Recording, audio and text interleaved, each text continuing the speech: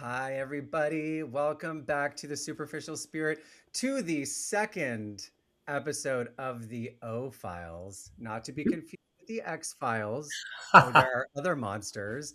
But we're continuing our journey looking back onto the historic club, space, community hub. And we have somebody who was there, maybe not since the beginning of time, honey, but at least before me at the Odyssey. Miss Carlotta Gurl is here. Hello, everybody. How are you? Happy to The be here. dog goes wild. And her puppy Luna. Oh, Luna, what an angel. If Luna wants to make some remarks, that's She totally just fine. might. She's been known to speak up. She has found her voice. We are a dog-friendly safe space here. So Oh, Luna, you do you. fantastic. But yeah, no, thanks for being here, Carl. I wanted to do like episodes about the Odyssey for a long time, and I've talked about it on my show. It's hard to articulate what this space was to Mm, people who don't know. I've tried to my new friends, and they're yeah. talking about these crazy parties that they went to, and I'm like, no, baby, you don't know. You don't know. You don't know the Odyssey. So, Hmm. um, somebody like you obviously was there. Yes. You were there before me. So that's what I'd like to talk about today. Sure. When you think about Mm. the Odyssey, like what's the first thing that comes to mind? Well, it was the first really amazing gay club I had the privilege of stepping into. I had just moved to Vancouver from very small town called West St. Modeste in Labrador, Newfoundland. So we're talking a little cluster of fishing villages. Towns were about 200 people. So there were no clubs, there were no bars. Probably the occasional pub or something like that, but there was no gay scene there whatsoever. So I moved out here and I was just amazed by everything I saw. The Odyssey I thought was just incredible. The pulse, the lights, the sound, the people, it felt very welcoming, very engaging, very uh, wonderful to a young boy like me, right? And I would love watching the drag shows there. The very first drag show I saw there was Almost Live with the incredible Mr. Willie Taylor on Sunday nights. And I had a chance to do a spotlight performance in that, which changed my life. And after that, I started watching Feather Boa shows there on Sunday with Joni, um, Justine Time, and the incredible Diana Rose. And I never missed one of those shows. And of course, I was dabbling in drag then too, so I learned a lot from watching those shows. And I would go there every Sunday night. It's so Yes. hard to imagine you doing a spotlight because when I Yeah. moved to Vancouver, you were already so established. But this is what's so interesting about the O is like it was not only a different time for drag Mhm. queens and drag shows, but so many iconic queens in Vancouver and in Canada got their start. Absolutely. So when you go back to like, because you weren't doing drag in the town you were from, right? No, no. I started toying with. I went to college after I graduated high school in Stephenville, Newfoundland, and I was studying visual arts.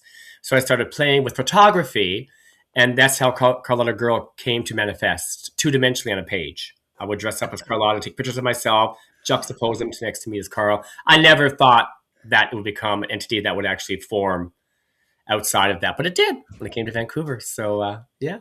When you think about that first spotlight, what did you perform at that show, Willie Taylor show?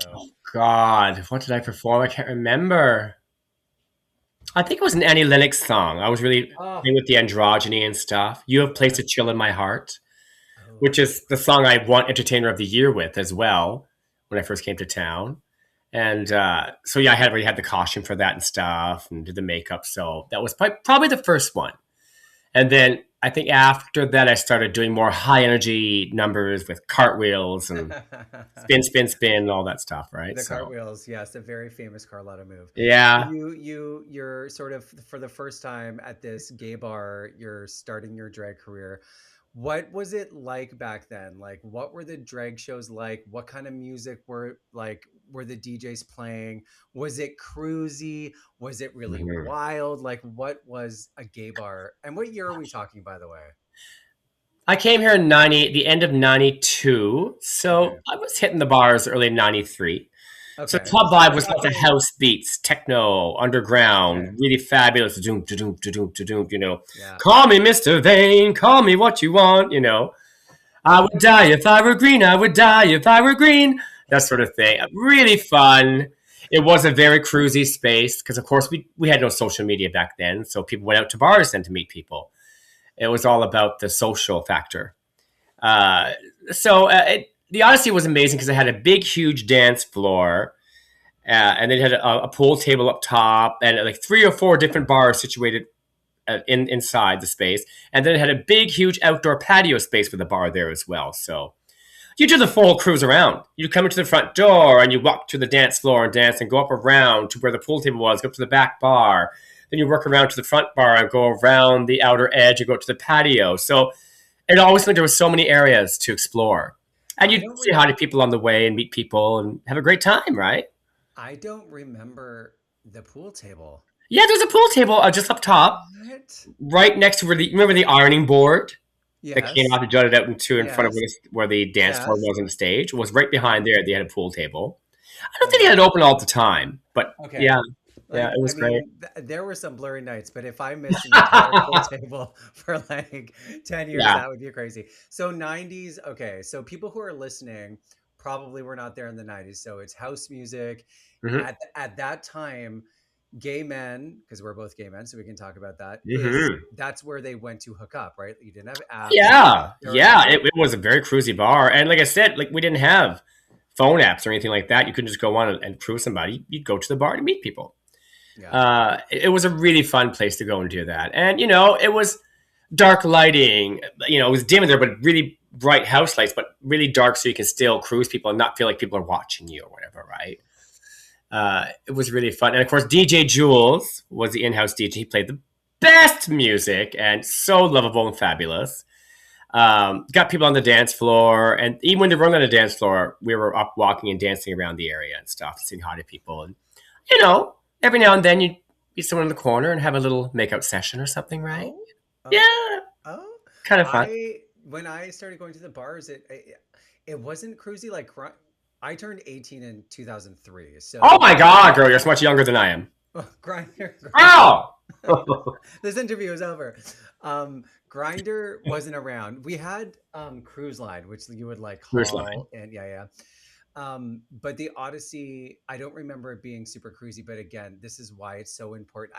By the way, I'm telling Robin Graves she needs to come on. Joni. Oh, she has some great stories too. She can remember them.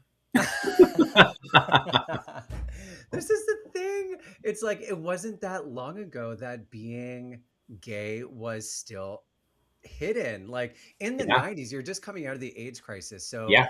talk to me. I mean, you came from such a small town on the East Coast. What was it like to be a gay man in Vancouver in the early 90s outside of the Odyssey? You just walking down the street living your Oh life. God. Well, I was just curious as anything, right? But I guess growing up in a small town, I also learned, to be very safe because I didn't know what I was stepping into and stuff. So I met some good friends when I first came to town. I ended up first living at the old Heritage House Hotel, which was the Lotus Hotel.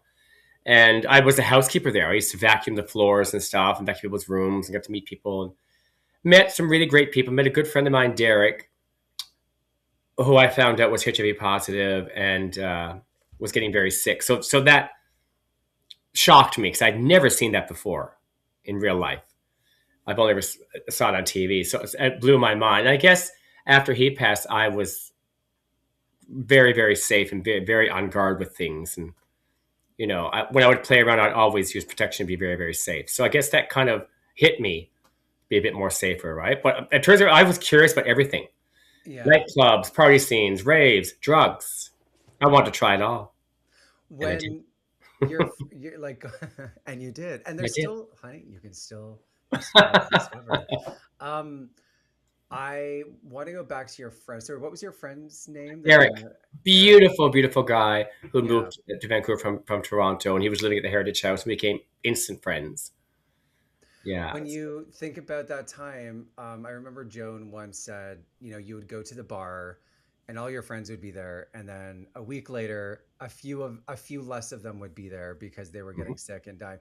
And again, it's such a big part of our history, but unless you know a gay person who's Yeah. older than you, you don't have the firsthand knowledge, which is why I No. think conversations like this is so important. Mhm. I mean, I know HIV. positive people now, very different journey than it was back then. Oh my god. So And how there did still you wasn't any information, not much information out there. There wasn't much treatment. There, people still didn't know what it was. It was still very terrifying. And I think when people got it, they didn't know what to do, and they probably felt ashamed. And the disease would attack you so vigorously and so quickly, you didn't really have a chance to respond. was it something that you all would talk about when you went out? Like, was No, it a big I didn't. You know, my friend Derek and I, we didn't talk about it much. It just seemed to be something he didn't want to talk about, so I didn't press him until he got to the point where we had to take him to the hospital. You know, I think I think we knew, but again, we were young. We just wanted to not talk about it, and hopefully, if you didn't address it, it would go away. yeah. It's young and Yeah, stupid, right? a lot of men wishing that it would just I Yeah, can't imagine you get it. There's so much mystery, so much stigma, and thank God for friends, right? Like our yeah, chosen family. This is where that all comes from is you don't have the same support in the system that's supposed to take care of you in the hospitals and things like that's that. right. Um, so when you are back then, there's this like scary thing. HIV is happening in the background, but also the 90s were super celebratory. You have Hmm. like bubblegum pop, Oh raves, God, club kids. So it's a mix of like fear and celebration. It sounds like yeah. the community is just like hungry because that's when the club kids came out in the 90s. Is Oh, it that was right? such an artistic time. The House of Venus came out. They just blew everyone's minds. You know, they took street objects and made them into beautiful functional art and did these beautiful, amazing, scenic things with art, artistic. It was just mind blowing. And I got a chance to perform with them sometimes with of course Cotton and Luca and the House of Venus, and always so welcoming. Everyone was welcome. Just be creative, be yourself, have a good time, enjoy yourself, and push yourself to your limits. Right? It was a pretty spectacular time to be a part of. What other bars were competing with the Odyssey back then? I think the biggest bar that was competing with the Odyssey back then as a nightclub was probably Celebrities. Hmm. Celebrities was a big gay nightclub then, right? As well. So, and then there were pubs. Of course, there was a Royal Hotel where I first got my start doing shows with fantastic Mandy Camp on Monday nights, Diva Inc., which was a really great show that ran for 4 years. The old Dufferin, the downtown Dufferin, which was Oh my God, so the much fun. Dufferin. Yes, we used to call it the Suffering Dufferin. It was a hoot. It had so much downtown charm. I Yeah, forgot. and I did a couple of shows there with Miss Adrian. I did a Tickle Me Tuesday comedy show with Christy Cront and a bunch of others and stuff, right? So, and then of course we did shows at the Heritage House, a little place called Chuck's Pub, tiny, tiny little place, but really fun. Uh, there was a Shaggy Horse, I do remember, which was like a man's bar, right? Like a Oh, big, kind of like leather what were sexy you bar. doing there then? Oh, exploring, honey. I think I probably first had my first ever, diddle there, probably. Oh, you were Yeah, a virgin until that moment. up until that moment. And what else was there that I can remember? God, a Denman Station was a fantastic nightclub. Denman Station was right up on Denman, next to True Confections, I do believe. Okay. Willie Taylor did a show there almost live. Beautiful downtown, like well, they just go downstairs, bar, really upscale looking, fabulous, big stage. It was quite lovely. You never heard of Demonstration, eh? No. Oh my god! Listen, I had Odyssey celebrities, but by the time I got to Vancouver, celebrities was friggin' straight, pretty Yeah, much. And yeah. that then numbers, Oh, drag Numbers was great. queens. Numbers was the old man bar then. They used to call it back Okay. then, right? A lot of older, handsome gentlemen would go there, but that's what Yeah. they would call it. And now it's completely changed, Now right? it's like, yeah, All, numbers all is young Twinkie Gen now. Z. Yeah, Yeah, yeah, yeah. totally. They But did also, the yeah, they did. yeah. Um, with drag back then, how would you describe drag queens and how they fit into the community back then? Well, I think drag queens back in the day were huge fundraisers and huge voices for the community. And yeah, we were bitchy with each other and stuff. We did the whole Joan Collins, the Crystal and Alexis dynasty thing, right? But I mean, when it came down to it, we were all there for each other. We were all taking care of each other, and we all kind of welcomed each other in. Of course, we gave each other a hard time because it was fun, but it was never toxic or nasty the way it can be these days, right? Um, I remember, I'm going to tell you the story, which is a bit controversial. but I'll tell it to you. Robin might slap me for this, but Robin Graves was doing a Wednesday night show with Justine Time and Willie Taylor called Lip Sync. And she was great. She was fabulous. But I think her heart may have been somewhere else. And they started seeing me coming in and doing little spotlight shows here and there for them. And I guess they liked my energy and my look. So the then manager pulled me upstairs and said, "We think you're really fun. You're really a great up and coming talent. Would you like to be a part of Wednesday night's lip sync?" I'm like, "Oh my god, I would love to join Willie and Justine and Robin." And he said, "No, you'll be joining Willie and Justine." And I'm like, "What?" He goes, "We've decided to move Robin to another night." I'm like, "Oh, no, no, no, I can't do that." He says, "Why?" I said, "This is a great opportunity." I said, "I know it is. I'm so flattered." I said, "But I'm not going to get to where I want to go by jumping on top of someone else, right? I'm not going to push someone else down a flight of stairs." So I left. And then 2 days later, Robin Graves called me up. I said, "I know about your meeting." She goes, "You should do it." I said, "Are you serious?" She goes, "Girl, there's no hard feelings.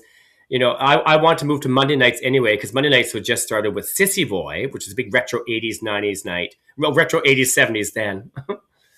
And she said she was leading that. I said, "Well, if you're okay with that." So that was okay. And I went in and did Wednesday nights. It was totally amicable. And Robin took on Monday nights. I'm sure at the time some people Oh, thought I was stepping on toes, but it was all done very, very well. Yeah. there's this, there was like a classy, I don't know if classy is the right word, but when I think back to that time, there was a sense of like earning your keep as a drag Yes. queen, like you Paying your dues is what we used to call it. paying your dues now. Yes. And listen, I've talked to girls fresh off a drag race, winners. So I have a whole scope of Yes. conversations with drag queens.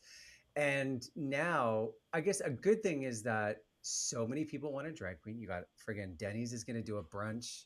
Again, McDonald's, you know what I mean? Like Yeah. everybody with a brunch will hire a drag queen. So Yeah. in some ways, it's like you open up the door for more opportunities. Drag queens can make Yeah. more money, but there's it's like you can skip the getting good part and just go straight, and not to be shady, because I think No. it's great young people have that opportunity now that you and I didn't. But hearing that story about like even somebody having the phone call and like being, I don't know, nice enough to give Robin, you know, a Hmm. heads up or the Yeah. courtesy. I don't know if that would happen now, but No, it probably wouldn't. there is a Yeah. huge shift in drag culture. And Very what do much you so. see? Like you just alluded to it a little bit, but from the outside, talk about Drag Race as an example. How do you? I think Drag Race is amazing. I love it. I love the fact that it has opened so many doors. I've gotten more corporate events than I ever have before because of Drag Race, because it opened so many doors. So many more people want to hire you, and corporations want to hire you, and it's made it more en vogue to be a drag queen now. Whereas before, you didn't get that much. But by the same token, sometimes if you're a pretty queen, you go on there and you do okay. You probably maybe have what, 6 months to a year of drag experience. You probably didn't do many shows before that, and you just got thrust into it. And now you think you can handle a full fledged show on your own. I've seen some of these queens get on a microphone and they're like, wah, wah, wah, wah, wah, wah, wah, wah, wah. When we started out, we had to earn our keep, pay our dues. We had to, do some free shows, do a lot of fundraisers, get booked to do spotlights before you ever got paid to do a show. So you learn on the heels of these other queens and from the advice of these other older queens how to perfect your craft before you ever thought of getting your own show or being that much of a diva. Yeah, Yeah. there was a drag queen in Calgary named Nina Tron. Do you know Nina Tron? Mhm. Okay. Nina Tron used to live in Vancouver years before that. Okay. Yeah. Nina had a show at Detours in Calgary, and I was Hmm. listening and I wanted to do drag. And at the time, if you wanted to do drag at Detours, you had to get done up and you had to go to the bar and drag and introduce yourself to Nina at the bar, not when she was in drag, when she was Nope. working in another way. And she would like give you a little interview, like, "Hey, what's your name? What do you A want to little do?" audition. Totally. Yeah. Before you even got on the stage, and then you Yeah. would be invited to do one number, not paid, Hmm. see how you go. Um, yeah, there was a drag queens back then felt like gatekeepers of the stage, not in a bad way, but there was a mysticism to it. There Hmm. was something that you couldn't just access. There No. was there was a special place for them, and you couldn't just jump in. No, and you had to work at it. It took me a while to hone my craft, and I did a lot of fundraising shows and learned a lot about the community and about how drag started, where it came from, and how it opened doors, and all these things before I ever got to host my own show. Yeah. So that helped so much, right? Otherwise, you're just flying blind, it Hmm. seems. So, and Yeah. that's not a good show make. I like to your point about the mic. Damn, some of these girls, honey, don't give them a microphone. Give it to me. I'll sit in the front with you. I'm gonna bring my own mic. Uh, Yeah, back exactly. to the yeah, back to the Odyssey.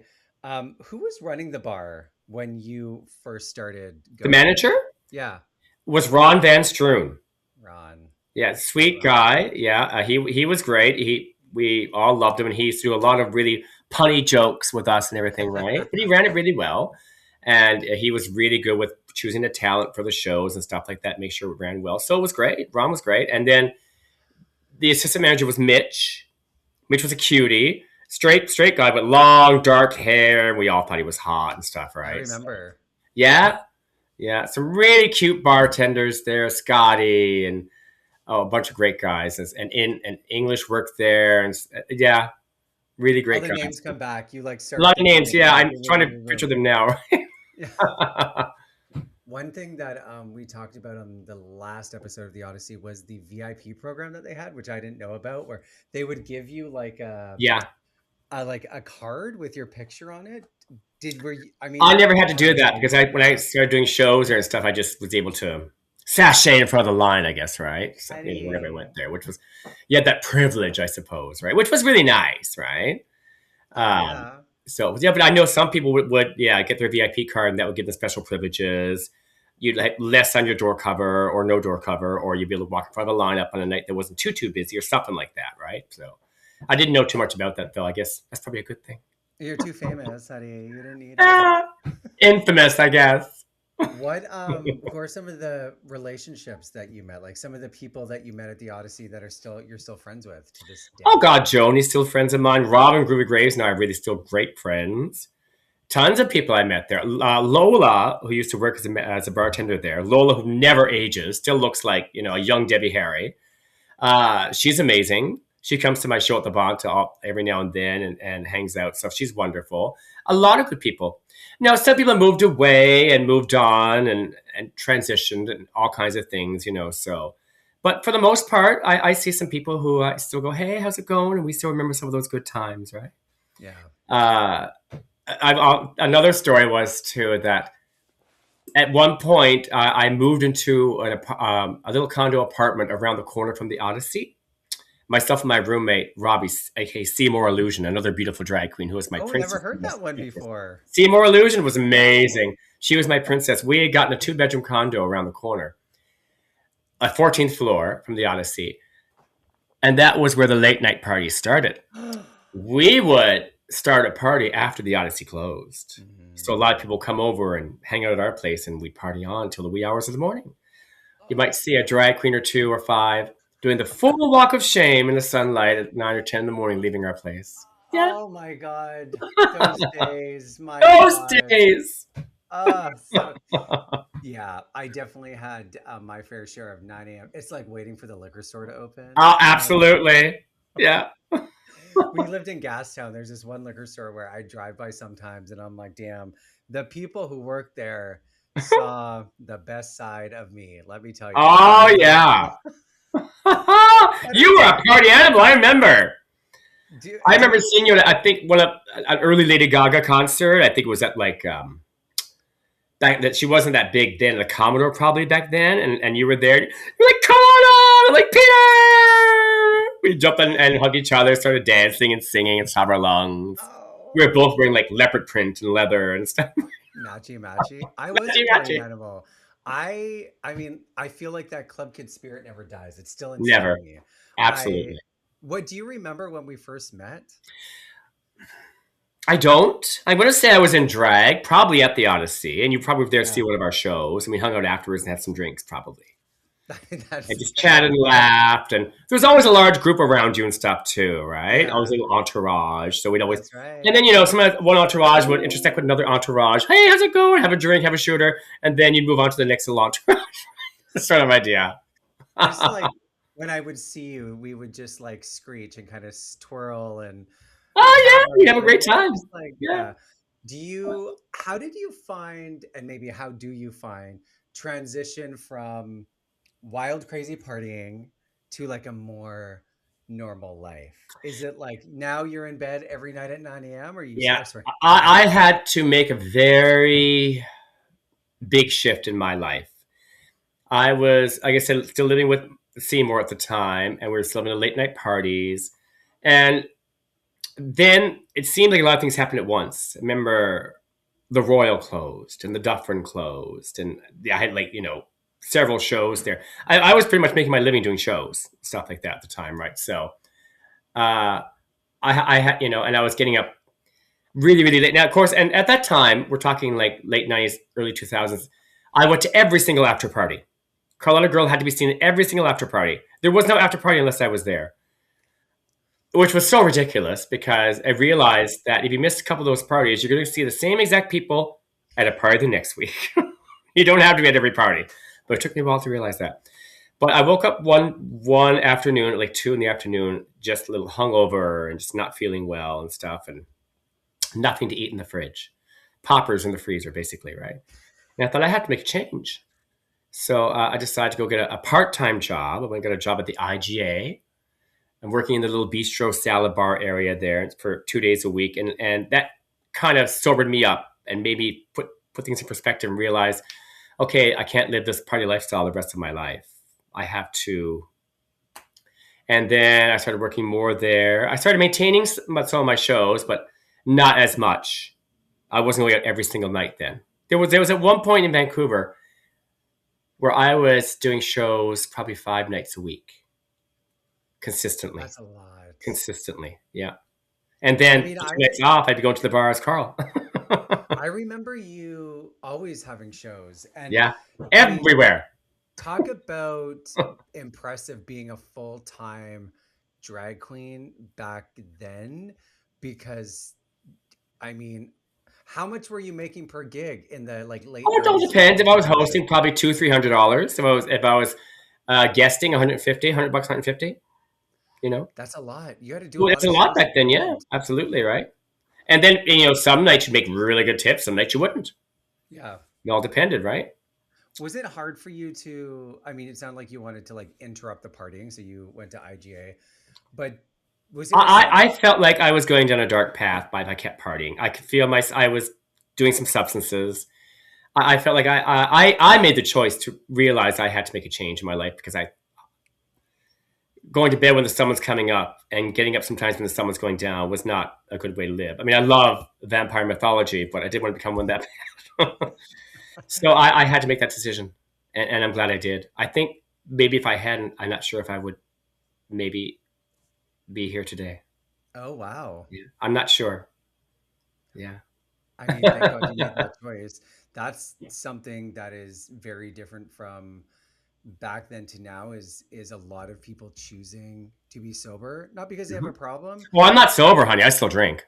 Well, but I mean like Yeah, but no, I don't we party know. anymore. No, no, I Yeah, haven't for yeah. many years. But yeah, But just I mean younger people seeing that path and not even wanting to go down it. Like they're like, yeah, no, I'm just not gonna drink because I'm a full-time drag performer and I'm gonna be out every night. And if I don't like put this boundary in place, then I yeah. know that I'm gonna that like oh my god, like if I've said this before, when I met a sober person back then, I was like, you must be on the verge of death because why would anybody choose not to drink or do drugs? We love being I drunk and having a good time in the bar. It was about yeah, living and dancing, and it was about free gay love and having a great time. Because for so many years we never had that, so we just wanted to encapsulate on that, right? yeah. Yeah. What do you remember about the Odyssey closing? Like Oh the God, yeah. We were all devastated. Odyssey wasn't just a gay bar for us; it was a way of life. It was how we defined ourselves. We would dress for the Odyssey. We would think about the Odyssey. We think of our shows for the Odyssey. Going and meeting friends at the Odyssey. We'd end up at the Odyssey. it was just a place to be. So yeah, it was very sad. I remember the last week we all did final shows. I think we did a final Sissy Boy retro show on the Monday night, and I pulled up some people who hadn't done drag in years to come and do it again. Mina Mercury had stopped doing drag then, so I got her back out and drag to do it and stuff, right? And myself and Mandy did it, and then we did another original lip sync show. Justine was out of town then, back to Calgary, but she came back for that. And myself, her, and Willie, and the original lip sync girl, Robin Graves. We did that show. And then the very last night, of course, was a Sunday night, and it was just packed to the rafters in there, right? We did a big, huge show with medleys and big numbers. They all got standing ovations. We all made like a lot of money in tips. People were just throwing 20s and stuff at us, right? It was incredible. And we all stayed till 4 or 5 in the morning, I'm going to say, that night, just partied. Nothing was off limits that night. We were Oh, all very crazy, having a great time, taking pictures up the wall, living with them and yeah, stuff, right? I I remember, remember. I think I was in, not surprisingly, a beaded bra and panty outfit. And I went and stood outside the back door with my little purse, and I had a little picture in my arm and stuff, right? And I just looked up at this beautiful, gorgeous building that was my life for how many years. And I said, thank you for everything. Thank you for making me the person I am. And I will miss you. I blew a kiss and I Oh, walked off. oh Yeah. my God. It's Yeah. like a movie. I just got goosebumps all over my body. I I was there the last night. Yeah. Hard to describe, but just that like image of you saying goodbye to the Odyssey in your little outfit, it's so Yeah. I don't know if straight people have this, honestly. I don't want to say gay versus straight, but like I don't know if they do because we needed those spaces so That was much. our family. That was our chosen family. And some young people probably didn't have families to go home to, probably fled their families because their families didn't accept them for who they were. So when you come into this environment, those people become your family and they take care of each other. And that's how Yeah. it was. So by losing the actual establishment itself, it seemed like we were all spread to the wind for a while, right? Where are we going to go? How are we going to see each other without the space? It Do you was our think religion.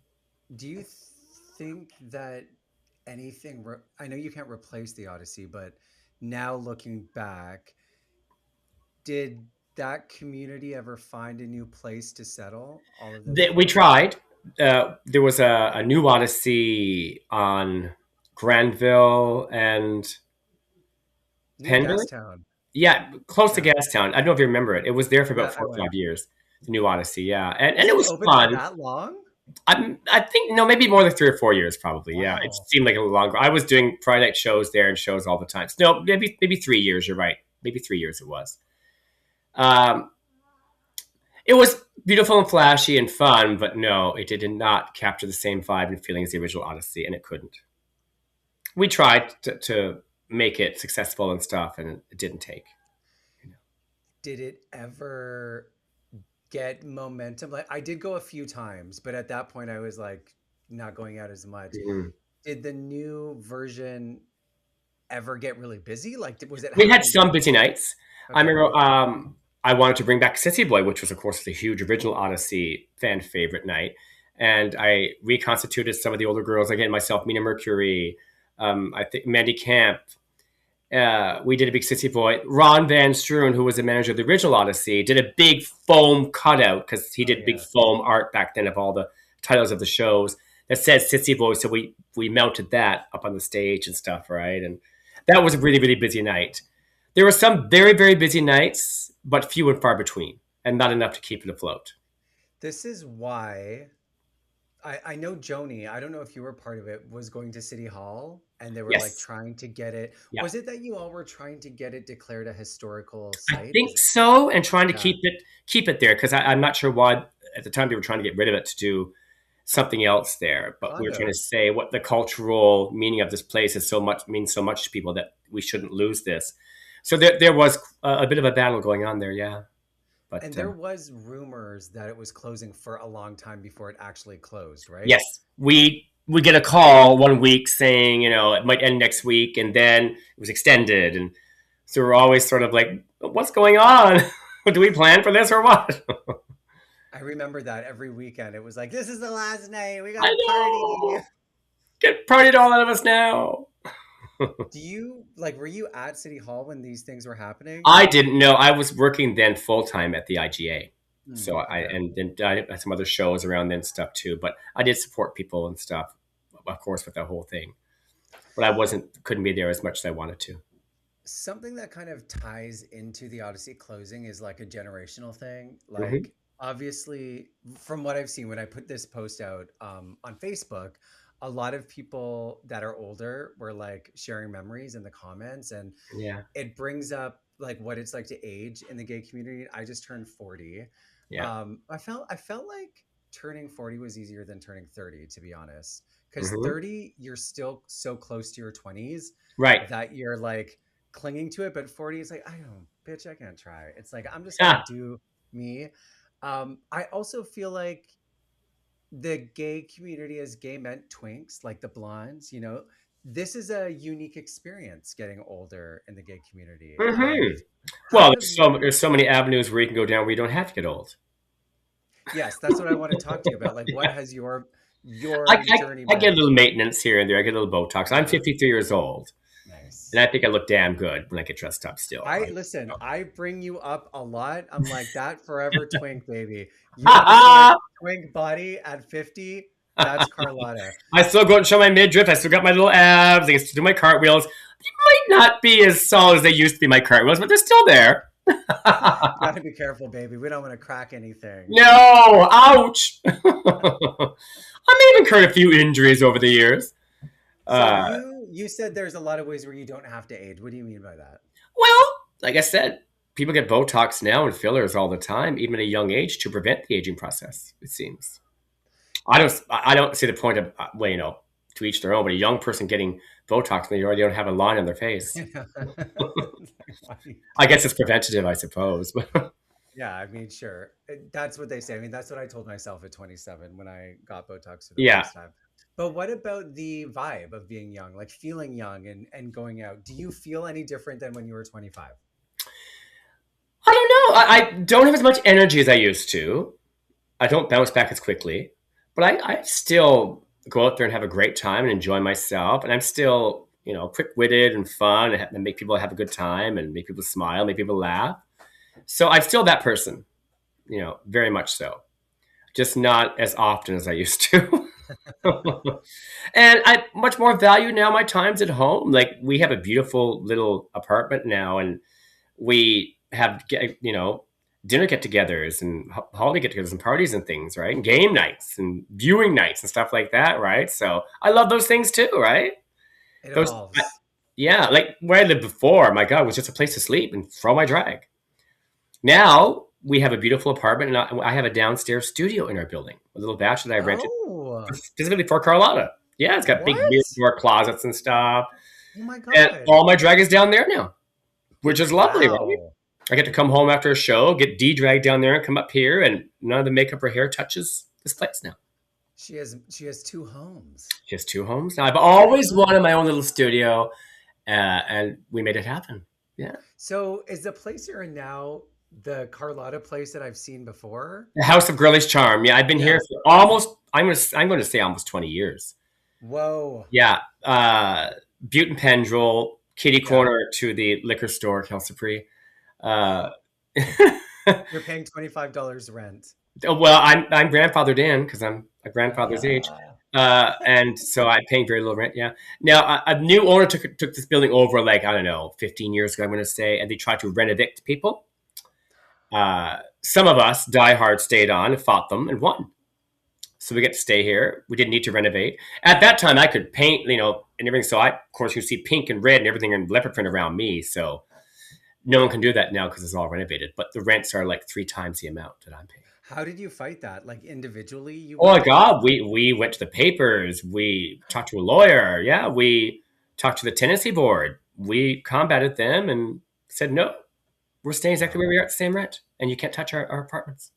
Good for you, Right? honey. Yeah. I think With we were probably one of the first. I'm not sure one of the first buildings who did that, and maybe set a bit of a precedent. Other people find the same sort of fight. Vancouver is so unlivable. Like it's Well, the rents insane. are just astronomical. Like you can't, you have to sell your organs to live. It's insane, right? Worth it, but I live near Stanley Park. I don't There have you go. Spain. Tell me Mhm. about your shows now. I know you're performing on Davy. Yes, I do a show at the Bonta Italian Ristorante. Bonta Italian Ristorante, most hottest, amazing Italian restaurant in town, where the food is phenomenal, the service is sensational, the libations are luscious, the ambiance is angelic, and the drag show is divine. And I coined that I myself.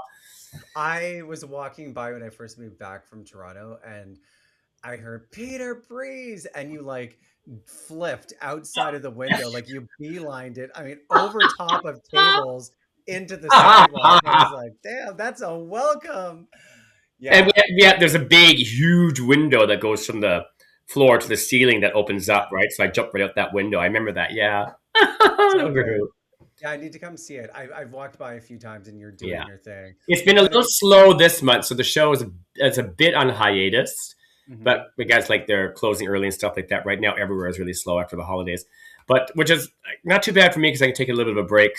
The holidays were insanely busy for me. I loved it, but I needed the break. But yeah, starting in February, we're back fully weekly again. So come and check it out. There's nice. no cover. You come on in around 6:30, quarter to 7. I do 4 or 5 numbers throughout the course of the evening with full costume changes and have a little fun on the microphone. I sing happy birthday, special events. Yeah, it's great. It's a lot of fun. We see people from all walks of life there. In the summertime, we get all the cruise people coming in from the cruise Oh, ships. nice. A lot of Europeans and stuff. Yeah. So it's amazing. Sit down and talk to people, and they get to tell me, oh, my son is gay, so he told me to go see a drag show here in Canada when I get here. So I take pictures with them and they send it back to their son or something, right? And it's just wonderful to see how people react. Some of them have I never seen a drag show before, are just blown away by it. Oh my Yeah. God. I And can't I make it a imagine. point. I try to be as social as I can and interact with people as much as I can. So I go around, say hello, how are you? Welcome to the show. I don't just want to, run in there, do my show, not talk to people and leave like some people do. I'm not a stuck up bitch that way. I want to come in there and say hello. You're your audience. They're there to see you and have a good time. So make them do that, right? Mhm, So I'll mhm, sit down mhm. and tell a few jokes, have a little fun with them, and they love that. A lot of people have stayed to see my show for that reason. I They'll come bet. I in, mean, yeah, it's hot. Yeah, you're hospitable. I remember we did some Christmas shows at Oasis, and one was like yeah, jam packed, and one nobody was there, and yeah, the show was the same. yep. Like you just did it. This is yeah. I've performed for small crowds, and it's like, damn, that is the hardest thing. Is Yeah. like you bring it when you're performing for the bartenders, but The it's way I so see it, if there's two people there, they're going to have the best show of their life. If there's 2,000 exactly. people there, they're going to have the best show of their life. Yeah. I perform on stages in LA, right? Big, huge crowds and big, huge crowds here. And I perform for smaller crowds. You know what? I love performing. It's what I was born to do. So whether it's 2,000 or two people, I'm still going to get the best show I can, That's what and, she's and built that's the for, way it baby. is. Yeah. And it started at the Odyssey. Start at the Plug Odyssey, it. yeah, and the Dufferin, Yeah. places like that, yeah. But mostly at the Odyssey, where I really started carved my niche and found my voice S- and stuff. So I'm making a list of people to come on the show. Okay. Yeah, I've been putting it Joni, you should together. definitely get. Oh, listen, I've been asking Joan for 52 years. She she says yes, she says no, she's thinking about it. So I Oh, want you to tell me. Peter, I'm kind of busy these days and I've got a lot going on, but I'll try and make it happen one of these days. Yeah. I'm gonna ambush her on the street with a microphone. You're on Candid Camera. Surprise! Yeah, Robin Groovy Gray is another great choice. Okay, who else? Give me some names because I'm gonna tag them in Mina this. Mercury, Jason Bradstock. And he does shows now in Victoria every weekend, but he is based in Vancouver, so he'd be a great person to talk to as well. Lola, Lola Funk. She worked as a bartender for years at the Odyssey. People would argue she was the heart and soul of the Odyssey. She would be amazing to talk to. I'll try and connect you with her. Yep. Justine Time, who Mhm. lives in Calgary now, was doing so many shows at the Odyssey.